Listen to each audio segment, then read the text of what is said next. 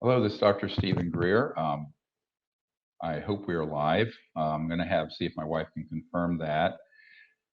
Uh, I'm giving you an urgent update on some developing news stories and initiatives that we have launched.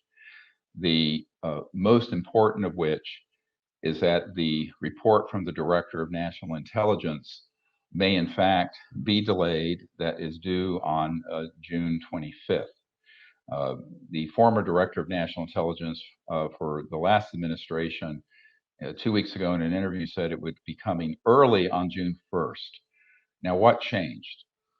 In the interim, as you know, we've been working with Carol Rosin, who is the spokesperson for rocket inventor Werner von Braun, and senior Russian officials and others around the world to try to get a ban on weapons in space, since those weapons are actually not being designed not for human to human conflict, but for targeting extraterrestrial vehicles.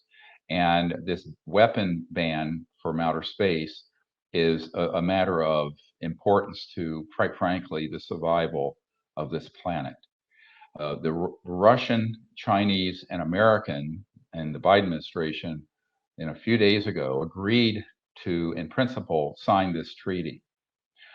We have since learned that, in fact, that is most likely a deception and a stalling tactic, and that now the Council on Foreign Relations, in their foreign policy journal, in the last 24 hours, has released a report advising against signing this treaty to ban weapons from outer space.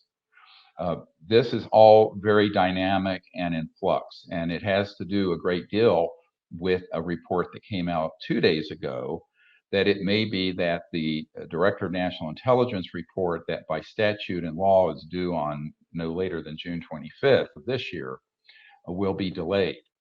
What's happening, the best our assessment from intelligence sources, is that because of what we have been doing behind the scenes with officials both in the United States and in other countries, and in particular in Russia, where we now have a very senior retired general who publicly came forward recently stating that we are not alone in the universe, that the extraterrestrials are not hostile, and that there have been all kinds of disinformation and deceptive actions to pose that they are, but in reality, they are not.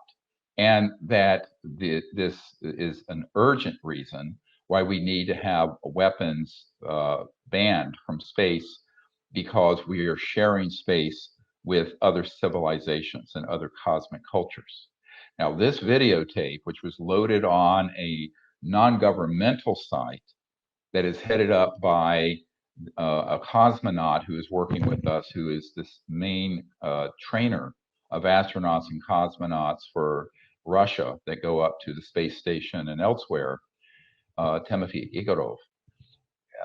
As soon as that interview by this general was put up, their site was crashed and disappeared off YouTube.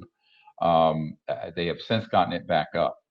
But what we're finding is that because we have been advising that other countries, since neither, all the way back to my meeting with the most senior people in the Clinton administration, no U.S. administration has been willing to truthfully disclose this issue.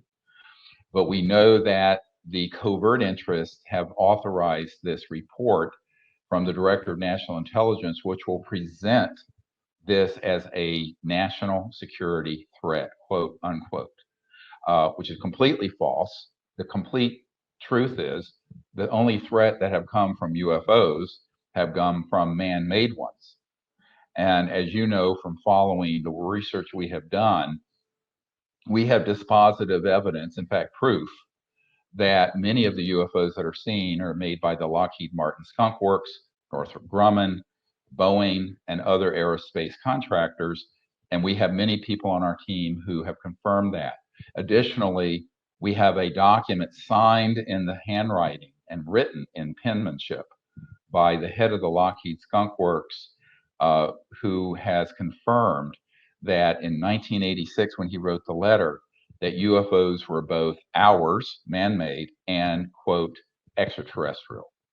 Now, the reason this is so important is that the biggest part of the secrecy has nothing to do with extraterrestrials. It has to do with the deceptive plans to use man-made UFOs to present a existential threat to the world. In other words, they want to set up a false flag operation that looks like War of the Worlds, where the whole thing is being orchestrated by covert man-made assets. You will notice that this narrative is missing from every news report, every so-called ufologist who appears on Fox News and elsewhere, because they have been authorized to tell half a truth, which is much more dangerous than a lie.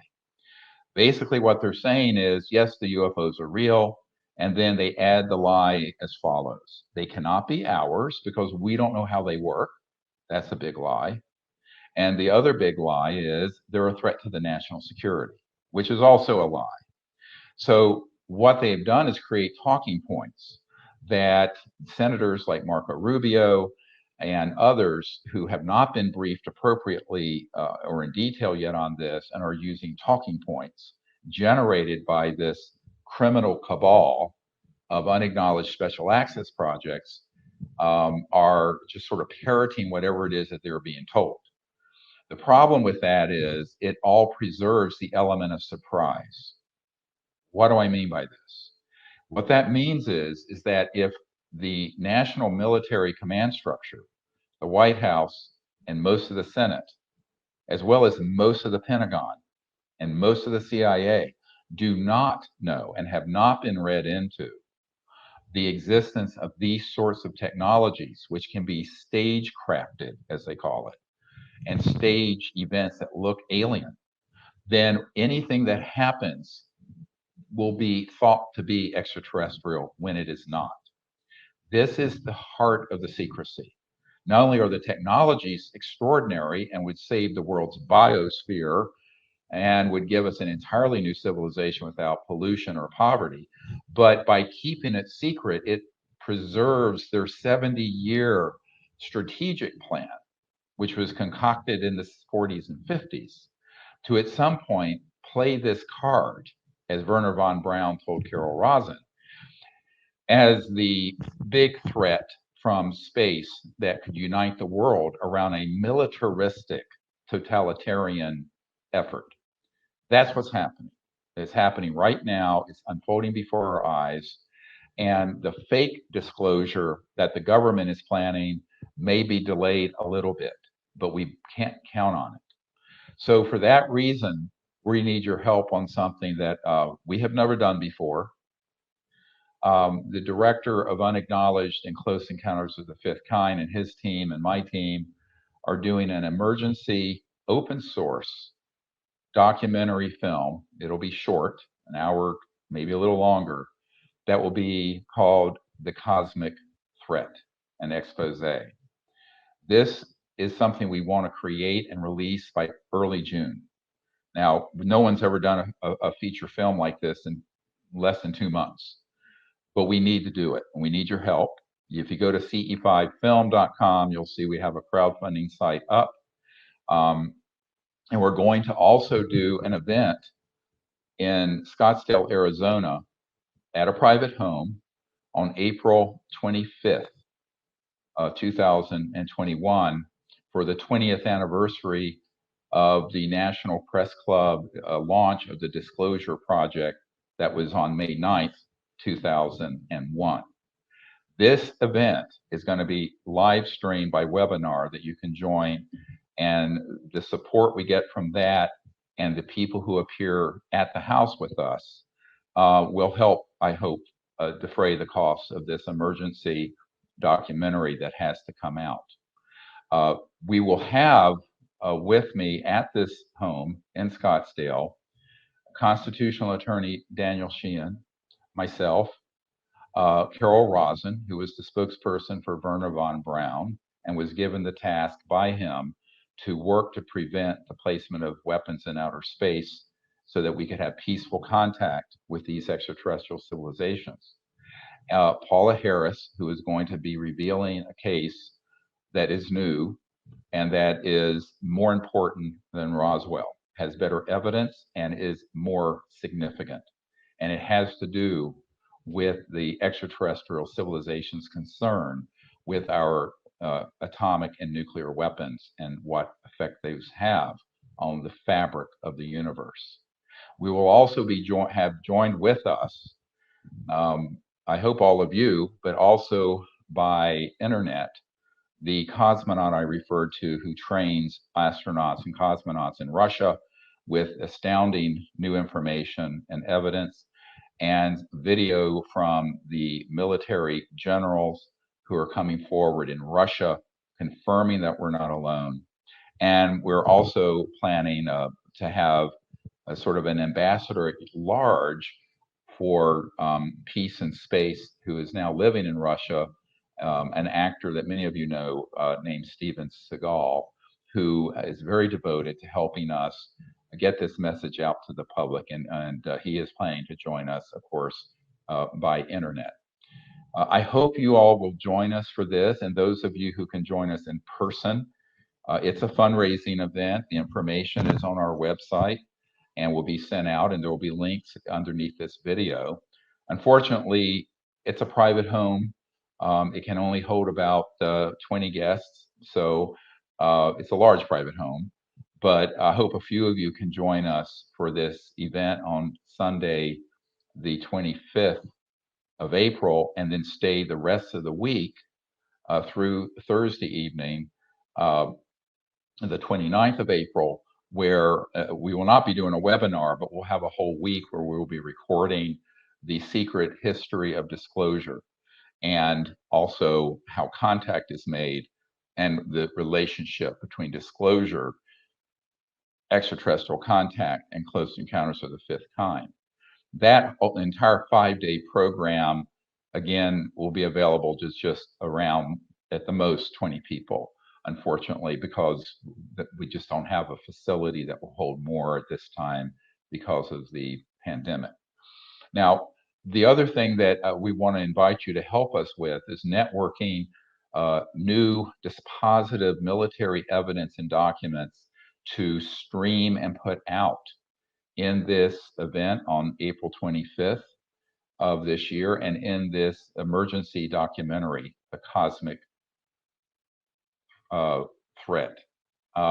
We want to, this hoaxing of a cosmic threat, by the way, is exactly what we had predicted back in the 90s, and that Werner von Braun had told Carol Rosin would happen way back in 1974. He had known about it apparently from the 50s and perhaps a little sooner.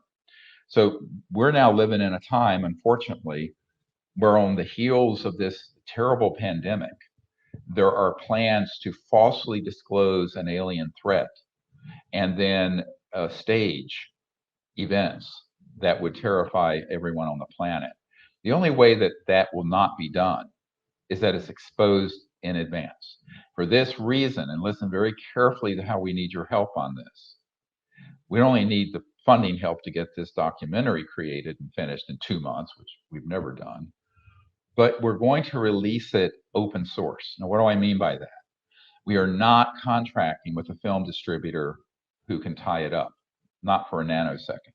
It will be released to everyone to be put on all their YouTube and other sites, BitChute, whatever it is, by everyone in the world. We will ask every celebrity supporter of universal peace, people like Demi Lovato and Danica Patrick and many other people who are very involved and concerned about what's happening, to put it out to their hundreds of millions of followers. And we're going to ask that each of you take it, you have my permission, put it on your site, on other sites, on everyone you know, and get it out there. We want at least 1 billion people by this summer to know what the truth about this is and to see this evidence. In this film and on this April 25th event that will be webinaring, that you can join us remotely by computer We will also be presenting the diagrams and models of the man-made UFOs that have been created and been used in hoaxed alien quote unquote events that are all man-made. We will have that evidence there and it will be presented.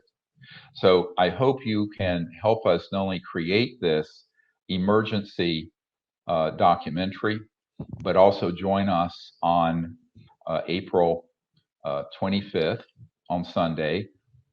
But also, if you can come in person, just let us know. Again, it's a very small group because of the exigencies and limits of the pandemic.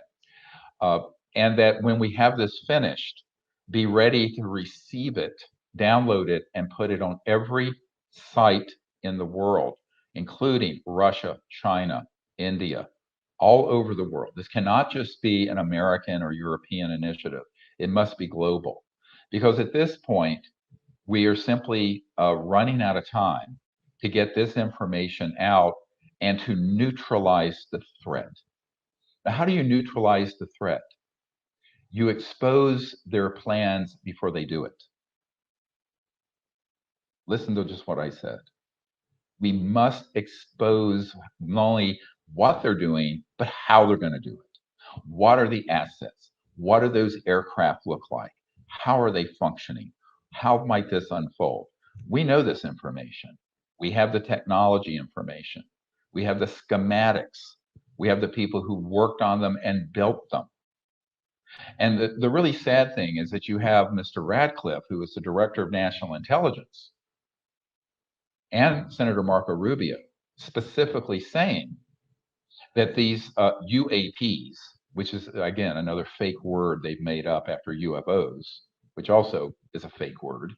When they came up with UFOs, by the way, they already knew that they were both man-made and extraterrestrial, just as Ben Rich, the head of Lockheed, stated. But they have both asserted in the last 2 weeks in mainstream media interviews that these, quote, UAPs are moving in a way, going faster than the speed of sound, but not creating a sonic boom. And that, quote, we don't have that technology. That is absolutely not true. I have personally interviewed engineers who have built that technology and who have worked on them all the way back into the 50s and 60s and more recently. So have my aerospace researchers and team members. So for the director of national intelligence and the ranking member of the Senate Intelligence Committee to be making these statements, they are either completely uninformed or they are repeating a talking point that is a lie. Either way, that is extremely dangerous because in the absence of the knowledge of the truth and the repeating of that lie by the mainstream media over and over and over again, the public is going to think any terrible thing that happens with something that looks like a UFO is quote unquote alien, when in fact it isn't. It is man-made, and it is part of an attempt to deceive the public and also to get a lot of funding. Recently, a member of my team was talking to Luis Elizondo, who was the gentleman who, of course, was at the Pentagon, was known as a master counterintelligence disinformation agent, who came out with the Tic Tac footage. And he said, quite frankly, and this was off the record, that they know that the extraterrestrials are not hostile, but that you cannot get funding for the defense industry and Pentagon unless there is, quote unquote, a threat. Subsequently, I was in a Clubhouse interview with George Knapp, who very honestly, and I commend him for this, said, look, you can't get money for dandelions and butterflies. What does that mean? We were talking about the fact that the only way you can get money and support for the defense establishment is that if there is a national security threat. It's all about power and money, my friends. And he said that that's why dandelions and butterflies, which was his sort of joking term about CE5 peaceful contact and making peace in space and having world peace, that you really can't grow the military industrial complex by trillions of dollars and unite the world around militarism, fascism, and what I call exo-racism, the hatred of other species, unless you present it as a threat. Unfortunately, that is a bit of cynical thinking, but it is unfortunately very Washington and very much about money and power. So I think that those of us who are concerned with peace, with the future of this planet for ourselves, our children, and our grandchildren, I'm expecting our 11th grandchild this year, that we really have got to step up the game because this is all coming to a head. And so I'm making this appeal to all of you to share this video with your friends and family. Go to ce5film.com and help support this initiative. Join us and join the webinar on April 25th for those 5 hours. It'll be very exciting. And those of you who can, if you can join us in Scottsdale, Arizona, for that 5-day period from April 25th until through April 29th, we would really love to have you there. It'll be fun. We'll have a great time. And we're all counting on everyone coming together who are ambassadors to the universe in peace and who want the truth out and want a future not of endless war, but a future of universal peace, because that is our destiny. Thank you very much, and I hope to see all of you soon. Bye-bye.